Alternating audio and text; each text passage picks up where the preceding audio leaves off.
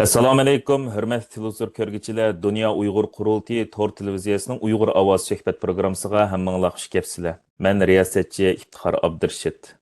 Bugungi suhbat programmamizning qimmatli mehmonlari bo'lsa, Dunyo Uyg'ur qurultiyining muavin raisi Zumrat Erkin va Kanada Uyg'ur haqlarini qo'g'dash tashkilotining ijroiya direktori Mehmet To'xta afandim. Suhbat programmamizga xush kelibsizlar. Hoş bulduk. Hürmetli görürmenler, bugünkü söhbət programımızın temisi olsa, yakında Kanada Baş Ministeri McGarney'ninki Xitay ziyareti hakkında buldu ve Xitay ziyaretinin keyinki e'lon qilgan hozirgi dünya vaziyatiga moslaşgan siyosati degan bayonotiga asosan suhbat programmamiz mush temada bo'ldi. Xo'sh, birinchi javob hurmatli Mehmet To'xta afandim, sizdan boshlay. Kanada bosh ministrininki Xitoy ziyoratidan keyin hukumatni dunyo vaziyatiga moslashtirish degan tilni ishlatyotdi. Kanada xalqi orasida bu qandaq bir tuyg'u yaratyotdi? Bir xushallanarlik tuyg'usi bormi yoki Xitoyga bo'lgan ishonchsizlik va andisha hali ham davomlashyapti? Sizningcha hukumat bu xalqninki sezgurligini töven mo'lcherlab qo'yatamdi yoki buni mushu Xitoyga bo'lgan ko'z qarashni yumshatishga tirishyapti?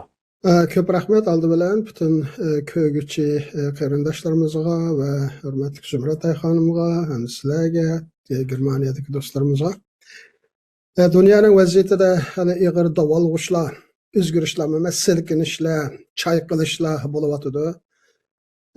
Davos'tan xabarlarni ko'ryapmiz. Shuning uchun davlatlar hozir ularning kallasidagi birinchi xiyol kishilik huquq u bo'dim bekroq davlatlarning va ittifoqdoshlarning bexatarligi. Hozir shu birinchi narsa bo'lib kun tartib bo'lib o'tirdi. Kanada o'tgan yili shu birinchi oylardan boshlab ba'zi o'tirib qo'yilgan Amerika hukumatining o'tirib qo'ygan ba'zi siyosatdagi qandaq o'zgarish desak bo'ldi buni favqulodda g'oyat cho'ng o'zgarishlar natijasida Kanada xalqida bir xil ranjish bor. Asrlardan buyon Kanada va Amerika o'rtasidagi munosabatda iqtisodiy munosabat unda muhim rol o'ynamagan. Chunki Kanadada savdo jihatdan ortiq bo'lsa, opirib uni Amerikaga xajlaydi bu kanadaliklar. Undan sonra Kanada va Amerika o'rtasidagi butun sanoat, davlat mudofaasi, bexatarlik, hamma narsa bir-biriga shunchalik zijgiralashib ketganki, bir mashinaning putib chiqishi uchun Kanadadan Amerikaga 5-6 qatim qatnaydi shu mashina. Bir partisi u yerda, bir partisi bu yerda shunday. Giralishib ketgan, ya'ni putilishib ketgan. Shundan turib, boj masalasi mu ig'ir masala emas. Ularni davlatlar o'zaro hal qildi, lekin egilik huquqiga qaratilgan ba'zi ig'ir tahdidlar Kanadada xalq o'ttirdi buning bo'ldi. Shu Mark Carney'ning saylanishi sababi shu. Burungi Justin Trudeau biroz ojiz ketdi. Mark Carney'ning bosh ministerlik saylanishining sababi Amerika bilan bo'lgan munosabatni va dunyo bilan Kanadaning munosabatini esga keltirdi. Endi masalani shu nuqtadan o'ylashganimizda Mark Carney'ning 2 kun burun Davosda bergan bayonotiga, ya'ni nutqqa qarasaqmi, shu narsa keldilar. Ya'ni dunyoning o'zgarganligini, dunyoda ittifoqdoshlik degan hukmni o'ttirdan qilib beqindichilikni talab qilayotganlarni, subordinate, ya'ni allies, ya'ni hamkorlashuvchilar emas, ba'zi cho'ng davlatlar o'ziga beqing'uchi davlatlarni yoki boshqa hamkorlashuvchi davlatlarni o'ziga beqing'uchi davlat deb qarayotganligini, xohlagancha buyruq so'qiyotganligini, xalqaro qonun, xalqaro rad tartib deganlarning amaliyotda bo'lmayotganligini, dunyoda o'zgarish bo'lganligini shuni so'zlab keladi. Bu shu narsalarning hammasi Xitoy bilan bo'lgan munosabatning asosini tiklagan narsalar. Endi Xitoy bilan bo'lgan ziyorat Kanada bosh ministrining 8 yildan buyon ilib borgan tunji ziyorati. Shuna bo'lsa-mu, matbuotlarda u biroz burilish xarakterli ziyorat deb ta'riflandi. Ba'zi nuqtalardan shundoq, Xitoy bilan bularning o'rtasidagi munosabat chunqur darajada bir-biriga ishonmaslik asosi qurilgan 8 yildan buyon. Chunki Kanadaning ichki diplomatini yo'q yerdan go'raga oldi Xitoy. Ming Wanzhou'ni Amerika'nın iltiması bo'yicha Kanada tutdi. Chunki Ming Wanzhou'nun Kanada bilan bir ishi yo'qdi. Amerika bilan bordi. Uning badalini Amerika Kanada to'ldi. Ashuna bo'lg'achqa bu ishonmaslikka asosligi munosabat bir turlik yaxshi bo'lmagan. Hani Uyg'ur masalasi kirdi, nurg'un ishlar kirdi.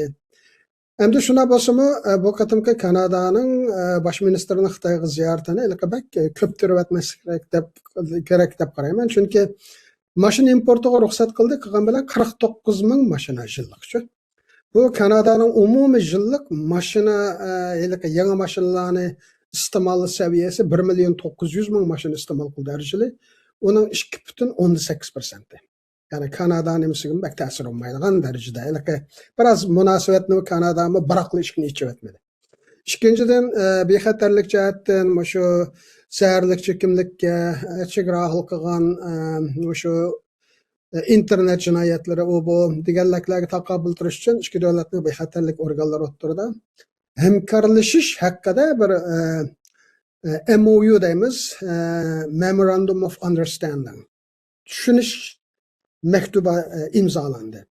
Başka narsalar qarasaqmı, hammasi to'xtamnomalardan bak tushunish xati, ya'ni imzolangan narsalar amaliy bugun bo'lib ijro qilingan narsalar emas. Ba'zilari parlamentdan o'tish kerak. Shu sababdan hamda bir boshlang'ich bo'lganligi to'g'ri. Kanadaning o'zini bexatar his qilmaganligi va dunyoda yangidan bir ittifoqdoshlik izlayotganligi umid to'g'ri. Anadan keyin Amerikaga bo'lgan Kanada xalqining belgilik darajadagi salbiy tushunchasining kuchlanayotganligi umid to'g'ri. Hatto Amerikaga borgan sayohatchilarmi favqulodda tushib ketdi Kanadadan. Amerikaning mollarini sotib olishmi ixtiyoriy hukumatning nimasiz Kanadada shunday bir hissiyat shakllandi. Shu sababdan o'rta darajalik kuch markazlari cho'ng kuchlarning oldida o'zlarini ojiz his qilmaslik uchun nimalarini, xalqaro munosabatlarni, savdolarni ko'p xillashtiryotdi, har tarafga yeyotdi, ya'ni xim xatarni taqitiyotdi. Bir Sovet gemini tashlamasdan. Shunlashki Kanadaning davlat manfaati nuqtasidan aytganda ko'p xalq hozir shu Mark Carneyni qo'llayotdi. Xitoyning kishilik huquq o masalalari hozir Kanada xalqining nimasida eng yangi e'lon qilingan raysinashda 34% e'tirof eden kishilik huquq yana Kanadaning ayrılmaz qimmat qarshi bo'lib Xitoy bilan bo'lgan munosabatda o'tirib chiqish kerak deyilgan. 56% adam Xitoy bilan tijoratni endi nima qilishimiz kerak, bir yerga qarab qolmasligimiz kerak deb. Ya'ni xalqdinmi, ko'p sonli xalqdinmi qo'llashba hozir. Shu sababdan hamda bu masala butun o'sha xalqaroda o'zgarayotgan davolg'ishlarning oq ko'rinishida bo'layotgan o'zgarishlar. Davlatlar yolg'iz Kanada emas, Yevropa siyosatini tanishayotdi. Germaniyaning bosh ministrimi tunigan nayta ig'ir gaplarni qilyotdi. Konu dunyo tuzumi oxirlashdi. Biz yangidan bir yala ketib boramiz deb Germaniya rasmiy bayroqni ichyotdi. Shu sababdan bundan keyin nurg'un davlatlardan ko'ramiz. Munosabatning ko'p xillashishi, tijoratning ko'p xillashishi, anadagi yangidan o'rtoqlik izlash xohishlari buni har davlatlar ko'radi. Endi faqat hozircha Kanada bilan Germaniya birinchilab bayroqni chiqardi. Men hozir bo'layotgan ishlarni qabul qilmayman. Biz hammamiz o'zimizga loyiq davlat, o'zimizning egilik huquqimiz bor, o'zimizga loyiq milliy g'ururimiz bor. Biz bu xil hamkorlik bo'lsa tamam, ammo hamkorlik boshqa turlik emri quli shaklida, men emri beraman, sen qilsa degandek, ma shaklda bo'lib qolgan bo'lsa, biz buni qabul qilmaymiz deb ochiq-oshkora boshqa davlatlarni aytgan bu sababga qatilishi mumkin. Shu sababdan hamda xalqarodagi bu kuch markazlari bo'lib g'arb o'tirib davlatlar shapkasini oldiga ilib, xatoyini tuzaltib, qaytadan bu ittifoqlikni jonlantirmasa, afsuski Xitoyga ba'zi qulaylik, afzal sharoitlar yaratilyotdi. Shunlashqa biz Uyg'urlar endi bu qaynayotgan qozonda ziyonni biz tatib qolamiz. Sizga ko'pdan ko'p rahmat, Mehmet To'xta efendim. Xo'sh, hurmatli Zumrat Erkin xonim, siz tashqi ishlarga mas'ul Dunyo Uyg'ur qurultiyining muavin rais bo'lishingizdan bilan sizdan buni savollarni so'rag'im bor. Kanadadek Uyg'ur irqiy qirg'inchiligini e'tirof qilgan bir davlat devletninki Xitoy bilan bo'lgan munosabatlarini qandaqdir yolg'izlan bu ikki davlat o'rtasidagi masala bo'lmasdan bu qadam boshqa g'arb demokratik davlatlarga ta'sir qildi deb o'ylayman. Bu endi boshqa demokratik davlatlar uchun Xitoy davlati bilan munosabatlarni mushu yuqorida Mehmet To'xta efendim deb o'tgan nuqtalar asosida nuqtai nazardan yumshatsak bo'ladi yoki ozroq keyniga chekinsak bo'ldi degandek bir tuyg'u paydo qilamdi. Ochiq qilib aytganda bu xil shakldagi ziyoratlar Xitoyning Uyg'urlar qarshi yurgizayotgan siyosatlarni, insoniyat qarshi jinoyatlarni tixim bekrak ilhomlantiramdi yoki boshqa bir ta'sir ilib kelamdi. Assalomu alaykum, ko'pdan ko'p rahmat. Assalomu alaykum Mahmadka. Albatta abay Mehmetcam deb o'tgandek, bu yolg'iz Kanadalam Xitoy bilan hozir qaytadan bir quyuq munosabat qurishga turmadi. Boshqa Yevropadagi davlatlarmi Xitoy bilan ko'rishyotdi. Yaqinda Germaniya tashqi ishlar ministri hukumat bilan birga berib ko'rishib keldi. Oldimizdagi hafta Angliya hukumati bormoqchi, ko'rishmoqchi. Yani demek başka devletlermi qaytadan shu Xitoy bilan bo'lgan bo'lib iqtisod jihatdan bo'lgan munosabatni qaytadan qo'zg'atydi. Gerçi masalan Kanada yaqinda Mark Carney berib keldi, ammo shu bu tarixiy bir vaziyat hamdi, chunki 10 yilga yaqin Kanada bilan Xitoyning diplomatiya munosabati nacharlashib ketgan ahvolda, chunki abay Mehmetcam deb o'tdi, ikki Michaelni tutgandan keyin bu o'ttirda biroz ziddiyatlik shaklda aloqalashib kelgan. Endi Kanada o'zi yolg'iz bu ishni qilmadi deb dedim abaymu. Hozir endi bu realist shaklda iqtisodga bog'lanib qoldi, chunki Amerika jiq davlatlarga boj qo'yib qilgandan keyin bu nurg'unlagan davlatlar bo'lib shu g'arbdagi davlatlarning iqtisodiga nurg'un ziyonkashlarni kelgandan keyin boshqa bir davlatni izlashga majbur qoldi deb shundoq bizga tushuntiryapti albatta. Endi bu yerda Uyg'ur masalasi albatta unutulmaydi, chunki bu birdan bir shu g'arb davlatlar bilan Xitoydek yoki Iron, Rossiya davlatlarini farqlantiradigan narsa, shu davlatlar demokratiya, yana bir sistemasi bor, demokratik sistemasi bor. Bu yerda masalan Kanadadagi xalqlarmi norozini bildirsa, parlament norozini bildirsa, hukumat xolig'ini qilolmaydi Xitoyga o'xshash. Demek Uyg'ur masalasi aldığımız günlerde hükümet cihetten belki biraz burunqidek aktif olmaslığı mümkün. Burunqidek bek davransanmaslığı mümkün. Lekin Kanada'daki devlet hazırgıça şu g'arbdagi devletlerinin en aldıda Uyg'urlarning huquqlarini qo'g'dashdan ham vaziyatni shu irqiy qirg'inchilikni tanqidlab bu yerda to'xtamadi. Haqiqatan konkret bir ishlarni qilgan bo'ldi, kompaniyalarni ilib borgan bo'ldi. Esinglarda bo'lsa shu tunji parlamentlarning ichida Kanada parlamenti Uyg'ur irqiy qirg'inchilikni to'nigandi. Uyg'ur sotning qarori chiqqandan keyin uningdan sirt yana nurg'unlagan parlament qarorlar chiqdi, uningdan sirt yana qonunlar chiqdi majburiy emgakka qarshi. Ham u yerda Uyg'ur tashkilotlarimiz kuchlanди va Uyg'ur ovoz yana qaytadan qo'zg'aldi Kanadada bir davlatda ham BDT'dek xalqaro sahnlardami Kanadaning shu Uyg'ur masalasini o'tirib qo'yib inson haqlarini qo'g'dab chiqqanligini o'z ko'zimizdan ko'rdik. Demoqchi bo'lganim Kanada hukumatidan biroz suslanib qolsimi bu masala, xalqidan yana bir umid kutsak bo'ldi, umid bor deb o'ylayman, chunki parlamentda hozirgacha o'xshamagan partiyalardan yana hozirgacha Uyg'urlarni qo'g'daydigan jiq do'stlarimiz bor, o'xshamagan partiya, siyosiy partiyalardan. Masalan, Liberal Party shu hukumatning partiyasidan, opposition shu partiyalardan, masalan, Bloc Québécois doim bizni qo'g'dab kelyotidi, qo'llab kelyotidi. Undan sir yana konservativ, ulanba, andan keyin NPD deb ulardimmi odamlar bor. Shunga bu yerda endi hukumat o'zi bu siyosatni belgilamaydi, ammo mushu hem parlamentdeki dostlarımız hem teşkilattaki başka ommaviy teşkilatlar, xalqaro teşkilatlar ve medyalardan mı biz muşlardan paylanıp yana Uyg'ur meselesini qaytadan kun tartibga kelishga tirishsak bo'ldi. Rahmet sizge. Endi bu Kanada Xitoyninki bu munosabati tunji sizmi deb o'tganingizdek 10 yildan beri bir so'g'uqlik bor edi.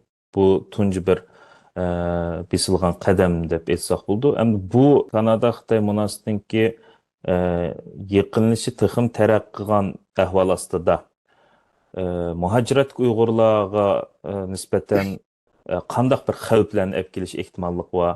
Masalan, chegara halqan bostirish siyosatininki teximi bek avjilishini keltirib chiqaramdi.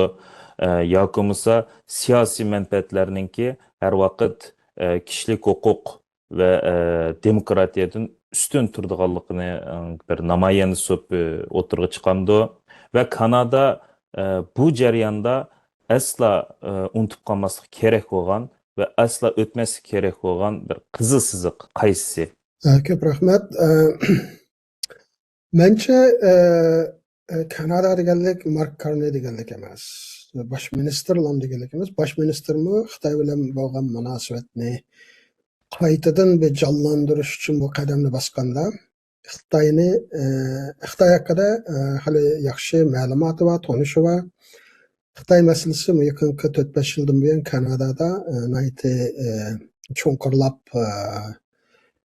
tadqiq qilingan, cho'nqirlab shu parlamentda hatto mustaqil ommaviy tekshirish komitetlarida beşidin ahırıcı tekshirilgan dokladlar yollangan bir mesele yani. Mundaqla bir baş ministerinin bir qatimliq ziyarati bilan Kanada qandaqdı Xitoyning orbitasiga kira qilmaydi. Bu bir. Ikkinchidan shu o'xshash Mark Carney o'tgan yil 3-oyga deyman. Kanada kelgan eng cho'ng bexatarlik tahdidining Xitoydan kelganligini oshkor bayon qilgan edi.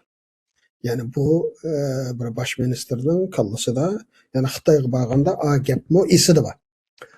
Shuna bo'lg'achqa Kanadaning Xitoy bilan hozirgi munosabati qandoqdi bir nima emas.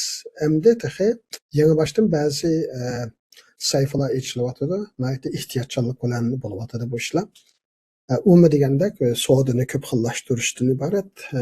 Shu Kanada qabul qilgan yangi siyosatning bir namoyandasi olib o'tirib chiqadi. Endi Uyg'urlar masalasi kelsak, Kanadada kuchlik shakllangan bir qo'llash Uyg'ur masalasidan parlamentda va hukumatning o'rta va yuqori darajali byurokratlar orasida mavjud yani. Chunki bir hukumatda bosh minister almashgan bilan u byurokratlarning hammasi bir yerga ketmadi. Yana bosh shular bilan aloqa qilamiz.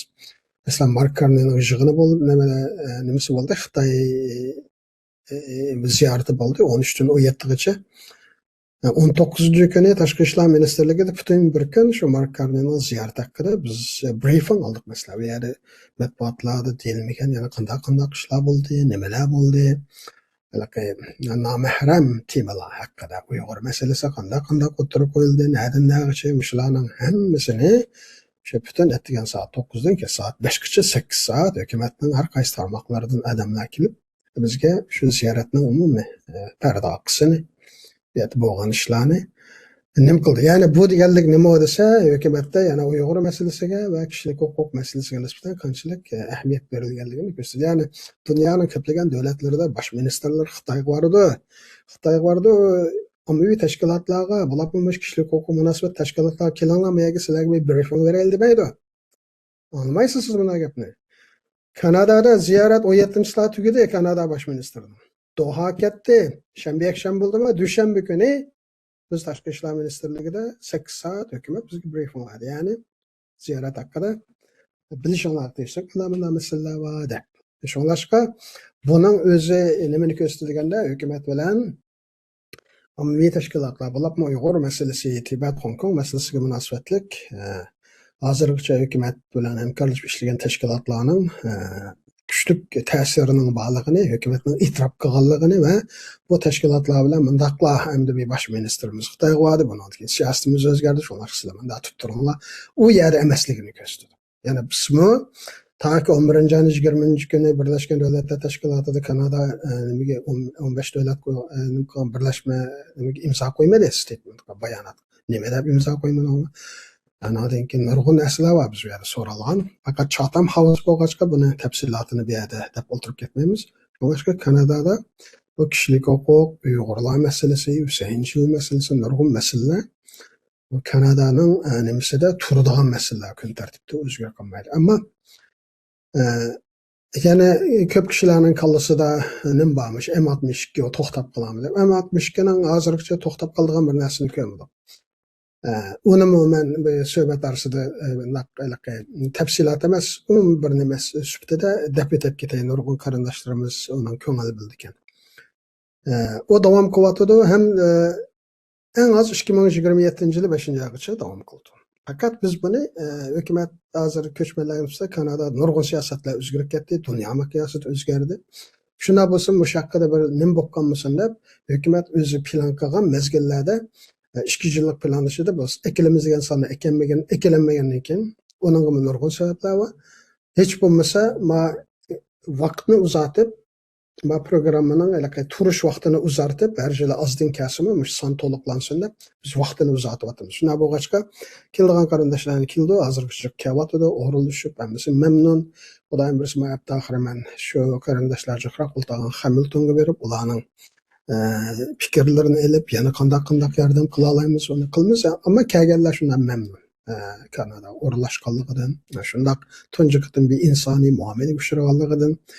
Kelinmaganlarmi Turkiyada bular endishada qanday qilib yana shu to'xtab qilamiz deb. Endi hozircha unda bir narsa yo'q, ishorat yo'q. Boshqa davlatga qarindoshlar iltimos qilyapti, biroz surati ostilayotdi. Uni tushunishlik. Shuni qarindoshlarimiz yana nima qilish kerak? Bu programma hukumat sponsorligidagi program bo'lg'achqa, qarindoshlarimizni Turkiyadan qadamini ilib toki Anqaraga suhbatga berishi, elchixona bilan xodimlar bilan ko'rishdan boshlab salomatlik tekshirishi, barmoq izi hammaning chiqimiga bularda Kanada kamaytirib, Kanadani pulni hajga o'tirdi. Ondan keyin aşağıda mesela bir kun tug'an bo'lsa, bir kunlik tomoq puliga taxminan $70 Kanadaning o'lchami bo'yicha. Kanada hukumati pul berdi ularga. Ondan keyin bularning ishi bitgandan keyin shu uydan yuk taqlari bilan adam boradi, mashina boradi, oladi, aeroportga keladi. Aeroportda yo'lga soladi, butun rasmiyatlarini qilib. Ma Kanadadagi aeroportga kelganda oldi qarshi oladigan adam chiqadi, yuk taqlarini, rasmiyatlarini, tarjimon. Bularni mashinaga silib, yuk taqlarini biz tayyor yotoq. U yerga o'rinlashtirdi. Kirsa 3 vaqt tomoq, halol tomoq. Toki uylarga o'rinlash bo'yicha. Ondan keyin bir yilgacha hukumatning ta'minotida shunday o'rinlashtirilgan program. Shunlashqa bu programdan Kanada hukumatiga bo'lgan chiqimi hali ig'ir. Hozir hamda iqtisodiy jihatdan nurg'un davlatlar o'rinsiz chiqimlarni kesayotgan sharoitda birinchi kesilgan narsa aslida bu. Ya'ni chunki Kanadaga, Yevropaga hozir butun chiqimimizni o'zimiz ko'tarib boralaydigan ish bo'lsa, vizalar bersa biz borayli degan millionlarcha inson saqlaydi. Shunami ya? Kanadaga ham shunday. Millionlarcha talantli insonlar bizning shu Kanada talab qilgan butun o'lchamlarga shartimizni to'shadi. Biz chiqimlarni o'zimiz topamiz, hukumatga yuk olmaymiz. Biz borayli deyotgan millionlarcha inson saqlayapti hozircha. Nimada? O'sha ko'chmanlar ko'lchigida. Ammo bizning Uyg'urlarni hamda salayt to'shmamdi, bular shunday qiynalgan, azoblangan, zulm ko'rgan millatlar hukumat e'tiborlab inson o'rnida bular burun ko'rmagan darajada shunday muomalalarni qilib, chiroyli ekilib, yegizib, ichkizib, o'rinlashtirib, butun chiqimlarni nima qilib, buning o'zimi hamda biz qaqshigan bilan yana ma program yang'iyotdi. Ba'zi qarindoshlar nimada mundaqli bo'lib ketmaydi. Davlatlarning shunday nimalar bor. Shunlashqa bu bir qo'shimcha nima sifatida qarindoshlarga deb qo'yaylik. Bakkalaqa saqlayotganlar hech bo'lmagandek o'zlari ishini qilaversin. M62 bo'lmagan bo'lsa, o'zlari ishini qiladi baribir. Shu vaqt kelganda hukumat kimni o'zlari muvofiq ko'rgan bo'lsa chaqiryotdi, shular kelyapti. Biz materiallarni yo'llab qo'ygandan keyin bu qarindoshlarning hukumatning qo'liga o'tib ketganki, bizning qo'limizdan keladigan bir şey yo'q. Qarorni hukumat beradi. Kimlarni qanday keladi, qachon keladi, savol Ularga qandaq javoblar berildi, bu berilgan javoblar hukumat tarafdan qandaq analiz qilindi. Bu narsalar biz bilalaydigan ishlar emas. Ammo qarindoshlarimiz kelyapti, ma ay oldimizdagi ayda 20 qarindishimizga suhbat uchuri kelibdi, uni ko'rdim. Ya'ni bo'lyapti bu ishlar. Şoňlaşka karandaşlar ondan ensirmisin. Yani Xitay bilen bir baş ministerinin berip keliş bilen lam Kanada ontay bolup ketmeydi. Kanada'nın kıymet karşı özgere kalmaydı. Devlet siyaseti u şekillik buruluş bolmaydı. Ama Soğu'da. Çünkü Kanada tabii baylık satıdığan devlet boğaçka tabii baylıkla bazarı nerede olsa şu yerge bu malların setişi mümkün. Anadaki özüge biraz şamaldan daldı boluş için bazı devletler bilen alak kılışı mümkün. Lekin o digerlik Uyghur meselesi oldu. Tügedi, öldü. Kişilik hukuk meselesi emelden kaldı digerlik emas. Yani konu nimedek işimizin davamlaştırıyoruz. Biraz uzarap gitti hem de. Rahmet sizge hakikaten degininizdek Kanada Uygurlarımız üçün bolup mu 10 ming Uygur ekiliş kanunu layısı çıkandan keyin M62 kanun layısı Zümrət Erkin hanımı dep ötkendek Uygur sotu'nun neticesinden keyin Uygur erki kırgınçılıkını resmi şekilde tonugan tuncu parlament boğallık üçün mu Uygurlarning qalbida bolup mu muhacirat Uygurlarning qalbida ikinci vatandek bir tuyg'u bor, bir muhabbet bor. Meyli Kanada'da turmagan, Kanada'da yaşmayatkan, başka devlet yaşayatkan Uygurlar bolsun, başka devletning fuqaroligidagi Uygurlar bolsun, bu his, bu muhabbet o'xshash deb qarayman. Şoňlaşqama başka devletler qaraganda Kanada'ningki Xitoy bilan ko'rishishi, bu ko'rishish jarayoni milletimizning, xalqimizning alayda e'tibor bergan va diqqat qilgan bir nuqtasi bo'lganliginingki sababini mush Kanada bo'lgan sevgi ve muhabbetin deb bilbilishki buldu. Hoş Zümrət Erkin hanım, siz ibayqı bergen ziyaretinizde Kanada'nınki parlamentlarda ve Kanada içinde nurgulgan dostlarımızınki, Uygur dostlarınınki bo'lgan chet ellik do'stlarimizning borlig'ini aytib o'tdingiz. Yaqinda Kanada'ningki dаңлык matbuotlardan biri bo'lgan Radio Kanada tarafidan siz bilan maxsus bir suhbat programmasi o'tkazdi.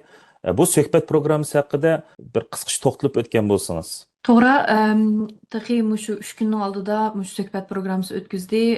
Mushu Mark Carney'ning tunji qitim, hamda 8-9 yilning ichida tunji qitim hamda Xitoy hukumati bilan ko'rish bo'lg'achqa hozir Kanadadagi butun matbuotda mushu tema asos tema bo'lib qoldi yaqin kunlarda. Shu jarayonda bular qiziqqan nuqtasi, men albatta o'zim Uyg'ur, ammo men mush Kanadada cho'ng oldum, Montreal shahrida cho'ng oldum. Endi ularning so'rg'ini mushu hozirgi vaziyat qiziqib qoldi.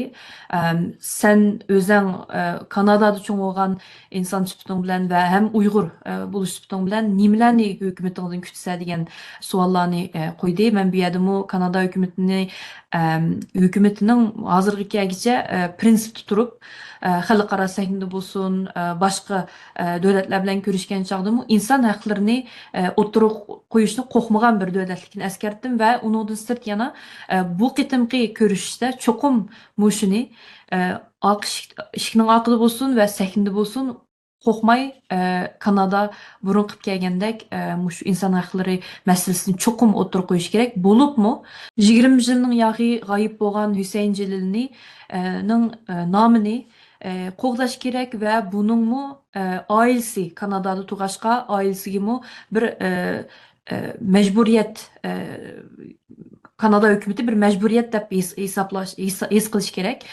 Shunimi tushuntirgan bo'ldim. Bu yerda albatta Michael chiqqan chog'da Husayn Jalilning jiq kampaniyalarni biz qildik. Albatta Kanadada Mehmetkam jiq qildi. Lekin hozirgacha Kanada hukumati buni yetarli qilmadi. Yetarli ish qilib bu Husayn Jalilning erkinligiga erishamdi.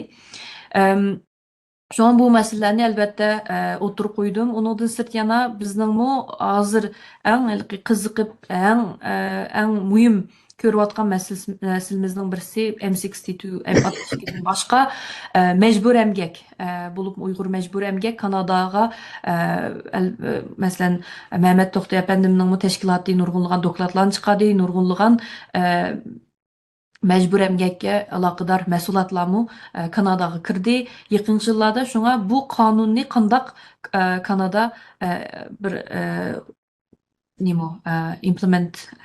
implement nimdetdi? icra qilish. Bu kanunni Kanada aldığımızdaki yıllarda kandak icra kıldı. Bolup mu Uygur mecburi emgek tosaş üstüde şuna muş nəslərini oturuğa koyğan buldum. Elbette bir yerde yani qoşumçu deydiğim belki bu sorğan sualınızga tutuşmaslığım mümkün, lekin mening bir narsani eskartib qo'yg'im bor. Bu yerda Kanadada deb dedik, lekin hozirgi vaziyatda Kanada, yolg'iz Kanada bu Uyg'urlarning ovozini yolg'iz anglatamaydi. Bu yerda boshqa GİAD'dagi davlatlar bo'lsin, boshqa davlatlar BDT'dagi a'zo davlatlar bo'lsin, mushlar bilan birlikda kelsa texmo muvofiq shaklda anglatqili bo'ldi va muvofiq natijalarga erishgili bo'ldi. Shunga buni unutmasligimiz kerak. Kanada albatta muhim davlat, ammo o'xshash vaqtda boshqa Yevropadagi Amerika, Avstraliya, boshqa bizni qo'llaydigan ya qo'llash bir muhit bor bir davlatlar bilan birga aloqalashib, ularni anglitishga kuchayishimiz kerak. Chunki soni qancha ko'p bo'lsa, davlatlar bizni qo'llaydigan davlatlar shuncha yaxshi va natijalarga erishgili bo'ldi deb o'ylayman. Rahmat sizga. Yaqında Xitoyninki ta'tir tashviqoti nihoyatda kuchayib, mustamlik ostidagi vatanimiz Sharq Turkistonda hamma ishning normal ekanligini, kishilarning erkin holda sayohat qila oladiganligi va oilasini yo'qlay oladiganligidan iborat bir ta'tir tashviqotni yo'l qo'yayotdi va bunimi to'liq bir natijali bir ta'sir yaratayotgandek shaklda tashviq qilyotdi. Sizlarning xabaringlar bor, ko'rmanlarimizning xabari bo'lgandek Türkiye'de bir guruhni maxsus mustamlik ostidagi vatanimizga olib ziyorat qildirish orqali u yer kaminasini normal ekanligini ko'rsatishga bir tirishgan bo'ldi. Endi Kanadadagi Uyg'urlarning mushuna sayohatlarninki bo'layotganligi hammamizga ma'lum. Bu nuqtada mening so'ramoqchi bo'lganim bu ta'tir tashviqot qanchalik bir xatar paydo qildi? Buni xavfi nima? Bo'libmi Kanadaninki bu ziyoratidan keyin sizningcha Uyg'urlarninki vatanimizga mustamlik ostidagi vatanimiz qilayotgan bu sayohatlari qanday ta'sirlarni olib keldi? Bu muhojirat Uyg'ur harakatiga qanday besim olib keldi? Ko'p qarindoshlar bu masala haqida to'g'rilarda qizg'in talash-tortishlarni qildi. Demasimi, talash-tortish qilish tegishli arzigulik bir masala. Chunki Xitoy hukumati bunga yomonchiq mablag' sarflatdi. Yalğız chet eldagi ba'zi qarindoshlarimizni ularning belgilik bir ojizligini tutib olib yoki ura tuqqanlarga bo'lgan sevgi muhabbatini, rishtini suiiste'mol qilib hammadan ota-onasini vatanni ko'ygisi keldi. Shundoq qilish orqali ba'zi o'zlarining yetmoqchi bo'lgan siyosiy maqsadlarini, g'oyalarini amalga oshirish onunla toxtamasdan şu Xitayning rasmiy organlari, yani elchixona, konsulxona xodimlari aralashib bularni tashkillab olib berib degandek. Shunlashqa bu qandaqdir bir shaxsiy kishilarning shaxsiy xohish bilan bo'lgan masala emas. Bunga biz qarab turaylik desak. Bu Xitoy davlatining bir tur maxsus sistemalik va tashkillik holda o'rinlashtirayotgan va izchil davomlashtirayotgan siyosiy tashviqot o'yini. Vatanimizda lagerlar biroz shakli o'zgargan bilan ko'chalardagi kuzatish apparatlarining soni ozlagan bilan vatanimizdagi yuqori besim siyosati davom qilyotdi. Vatandan chiqqanlarni ba'zilari 2-3 oygacha chet elga chiqibmi Xitoy deymay yo'ldoshlar Allohga omonat deb cho'chib ketgan Uyg'urlarni ko'rdim yangi chiqqanlarni shu. Chunki Xitoy shunaqa qilib qo'ygan. Allah degan so'z shakllanib ketganda insonlarning so'zligidan chiqib ketgan. Mana sharoitda Kanada pensiya fondi bor. Dunyo bo'yicha 2-chi, 3-chi qator turgan eng chong pensiya fondi. Bir iqtisodiy kaynaga chiqinib qanday qilib Uyg'urlarning ovozini biroz yig'ishtirib yoki chet eldagi Uyg'urlarning da'vo qilishdagi asoslarini passivlashtirib degan gaplarni asossiz qilib yolg'onga chiqarib bu Xitoyning o'yini. Shunday qilish uchun qanday qilib bir tuyg'uni va qarindoshlar asos o'rinda qo'ygandek ularning nimasi shu özlerinin şu vatanga bagandaki sebebini aqlash nimalari shu, lekin Xitoy buni suiiste'mol qilyapti. Agar bag'andan keyin bir muncha shartlarni qo'yyapti, ana demaysa, mana demaysa, hatto har yil bir qatim kelsa, har yil kelib shu biz degan ishni qilsan deb ba'zilari tahdid qilingan avvallar bor. Shunlashqa bu masalada endi mening birdan bir deydiganim chet ellik qarindoshlarimiz biroz aqlli bo'lish kerak. Bularni maqatim Xitoy hukumati Kanadaga taklif berib, Kanada vatandaşlarını Xitoyga berishda vizani bekor qiladiganligini 3-oyni birdan boshlabmi yo uni mutazdimaymiz chislasi, lekin bekor qiladiganligini aytibdi. Bu matbuotlarda yer oldi. Agar nim bo'lsa, biz buni hukumatga biroz ogohlantirdik. Chunki viza bo'lsa Xitoyga boradiganlar yerda konsulga bordi, suhbat qatnashdi, so'raydigan savollarga javob berdi. Bu hamiz Kanada tuprog'ida bo'ldi. Bu misol Kanada tuprog'ida qoladi bu odam. Ama qo'lini silib, la voy vizani bekor qil deb boschi, shu o'xshash savol so'rab, vaqtida shu Beijingda bo'ladi, yo Shanxayda bo'ladi, aeroplanga tushgan bo'lsa, Xitoy tuprog'ida bo'ldi. Vaqtida seni tutish, nazorat qilish, hatto g'oyib qilib o'tish Xitoyning qo'lidagi oson ish. Sening vatandoshligingni e'tirof qilmaslik, vaqtida o'zing qanday qo'g'daysan. Mush masalalarni allaqachon biz Kanada hukumatiga bildirib bo'ldik. Ma Xitoyning vizani bekor qildik degani bu tuzoq. O'zi necha vaqtdan beri tutanmagan, kuchi yetmagan yoki insonlarning beshiga pul qo'yib turib ba'zi Hongkongliklar qilyotdi. Mushularni bir nima qilib, qiziqtirib, Xitoyga keldi, aytgan nurg'un ish chiqdi. Shunlashqa ba'zi qarindoshlarimiz aytgan shunday oqibat qilmaydi, bo'lmaydi bu bir. Ikkinchidan, hozir shu ko'chmanlarga qarshi kishilardagi biroz his tuyg'ular salbiy tarafga qarab taraqqiy qilyapti. Ya'ni ko'chmanlarga bak amroq emas burunqidek. Kanadami voy bag'rimizni besib hozir quchoqlasak deydigan yerda emas. Shunday sharoitda ba'zi qarindoshlar panohlik tilagandan keyin Xitoyga berib xotirjam inib kelsa, bu qarindoshlarning Xitoydan panohlik tilagandagi asosiy voy Xitoy meni jazolaydi aqayqo'y. Bu yolg'onga chiqqan bo'ladi. Hatto shunday avvalda Kanadaning yoki ba'zi g'arb davlatlarning bularning kimligini yoki shu davlat bergan fuqarolik huquqini bekor qilish huquqi bor. Chunki yolg'on bayon bilan olgan bo'ladi. Ya'ni panoh tilashning asosi yo'q bo'lgan bo'ladi-da. Chunki bu siyosiy panohlik masalasi qarindoshlar o'ylab qoladi ba'zilari. Balki o'tmishda ba'zi qilgan ishlarim sababidan men Xitoy siyosiy panohlikning asosli forward looking. Oldinda nima bo'ladi? Ya'ni Xitoyga navbada borsang, ya'ni kelgusi qartilgan narsa. Shu davlatlar nimada panohlik beradi? Madam navbat Xitoy qaytarilsa, mandaq oqibat bo'lishi mumkin. Bu odamni ya'ni forward looking degan kelgusida bo'lish ehtimolligi bo'yicha qo'g'dash beradi bu insonga. O'tmishda nima bo'lganligi emas. Bu foydasi bo'lishi mumkin bu odamning xarakterini, kimligini bekitishda. Lekin qo'g'dinishni o'tmishda sen turmaga yotqani uchun olmaysan. Ya Kanadada ya G'arbda. Mening bilgan panohlanish qonuni forward looking, oldiga qarab, ya'ni oldimizda, kelgusida navbat bu odam Xitoy qaytsa, mundaq bo'ldi. Bu odamning jazolanish ehtimolligi bor. Bu odamning turmalarga tashlanish ehtimolligi bor. Chunki bu odamning kimligi yoki bu odamning o'zi vakillik qilgan siyosiy va diniy kimligi Xitoy hozir bostirayotgan kategorizmni ko'radi.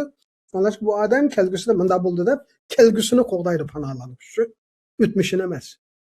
Sonlaşqa ba'zi qarindoshlar panohlikni pasportni olgandan keyin borgandan keyin bu kelgusida hech narsa bo'lmaydi ekan-ku degan narsa.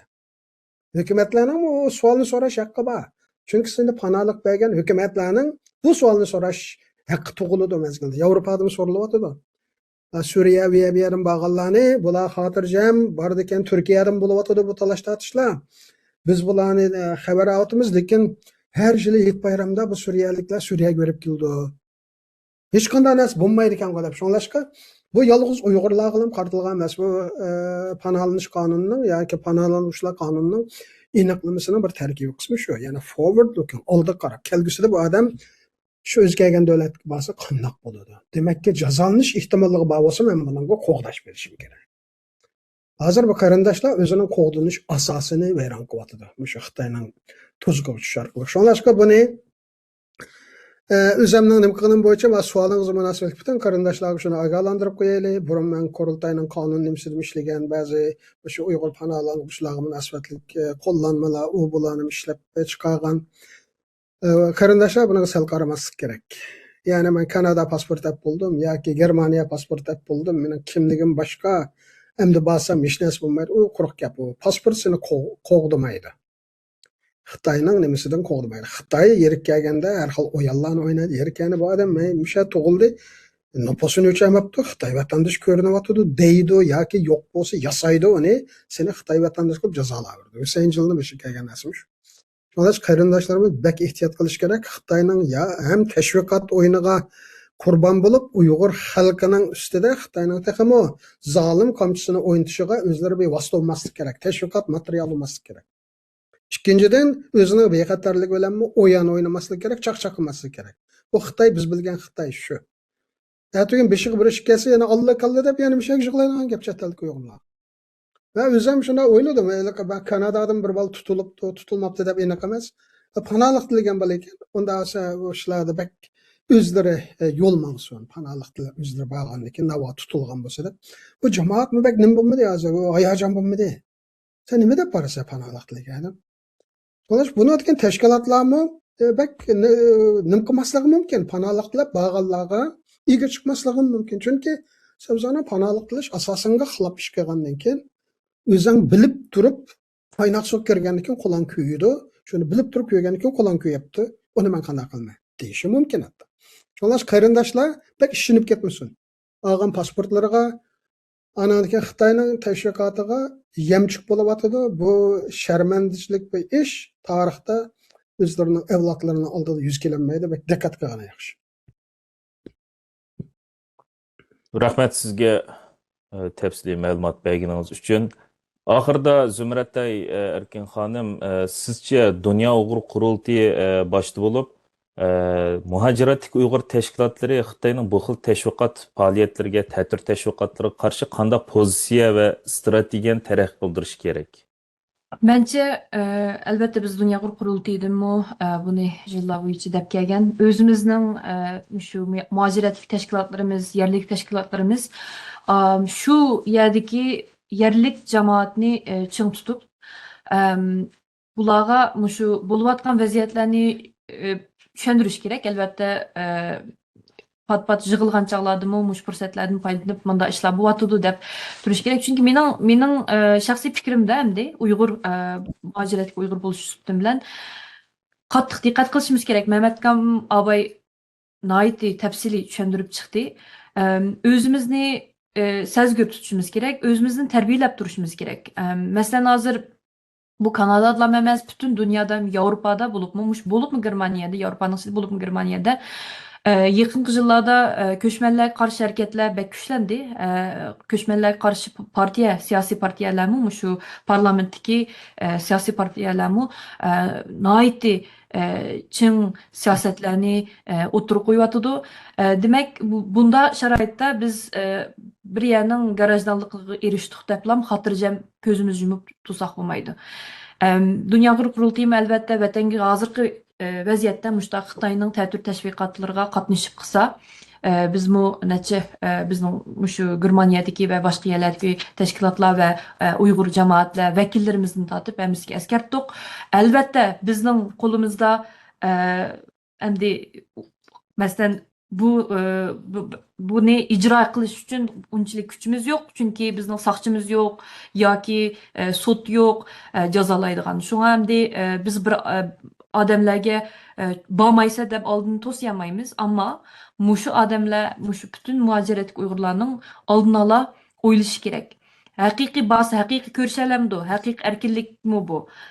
Va yoki qandaq natijalar buldu, qandaq nachar ta'sir berdi. Masalan, nurg'un davlatlarda hozir mushu Uyg'urlarning berib kelib qilayotganligini ko'rgan davlatlar hozirgi vaziyat normal ekan-ku deb biz bilan ko'rishgan chog'da shu masalalarni o'tirib qo'ydi. Demak, biz hozirgi lobby faoliyatlarimizni bekor qilyapmiz. Hozir irqiy qirg'inchilik tugdimi? Yo'q. Mush vatan tushib kelganlarmi irqiy qirg'inchilikni o'z ko'zi bilan ko'rib keldi. Bizga ayrim deydi. Lekin немишке bu Xitoyning ta'tir tashviqoti undaq bo'lsa qatnashidi. Shu narsani cho'qim o'ylash kerak. Dunyo qurultiyining pozitsiyasi shu. Uningdan sirt mushu ta'tir tashviqotlar masalan yaqinda Turkiyadan bir guruhni elchixona opiribdi. Mushu ta'tir tashviqotlarmi chegara halkına bastırışının mu siyasetinin mu bir kısmı hem de bir bölümü. Şuna hazırki vaziyette bütün garip devletler chegara halkına bastırış siyasetini ciddi ilip nurgulluğun siyasetlerini çıkarıp vakitte bu mu bir ta'tir tashviqot muşunun şikirdu. Uygurlarning mushu berip, mushu Xitoyning yolg'ondan xabarlarni chiqarib nimaga kuch bergini mu mushu nimaga siyosatga kirdi. Shuningga qattiq sezgir bo'lish kerak. Uningdan sirt yana endi mening yana bir deydigan qo'shimcha deydigan narsam Uyg'ur tashkilotlar Abay Mehmet To'xta efendimiz deb o'tdi. Uyg'ur tashkilotlar davlat emas. Bo'libmi albatta dunyo qurultiyi biz qo'limizdan kelganini qilamiz. Hozir chiqib kelayotgan Uyg'urlarning haq-huquqini qo'g'daymiz, ammo biz davlat emas. Bir yerda Abay Mehmet To'xta efendim degandek bir yerda birisi vatanga xohlagancha berib, xohlagancha kelib, anandan keyin pana tilagan bo'lsa, unimisini hukumatdan evatgan bo'lsa, bizni oldimizga kelsa, biz endi u qonun jihatdan xato ish, qonun xilof qilgan bo'ldi. Biz uningga endi yordam qilolmaymiz. Shuni eskartib qo'yishni xohladim, chunki bunda ishlar ko'payyotidi yaqinqi vaqtlarda mushu ba'zi Germaniyadagi, Yevropadagi davlatlardagi qarindoshlarimiz-mu mushu ahvollarda bo'lib qolyotidi. Shuningga buning oldini olish uchun mushu ta'tir tashviqotning qandaq da'vo uchunlam emas, o'zigimi va oilasi uchun qandaq ziyonkashlarni olib kelganini yaxshi o'ylashni umid qilaman. Rahmat sizga ve işkilanlarga rahmet. Bugünkü söhbət programımız mişegiç bolsun. Nəhayət əhəmiyyətlik və mənilik bir söhbət programımız oldu deb oylayman. Hörmətli görürmənlər, keng qitimliq sanımızda görüşkiçə aman bolğaysızlar. Kəmin iftixardan həmənlər otluq salam. Allah'a emanet.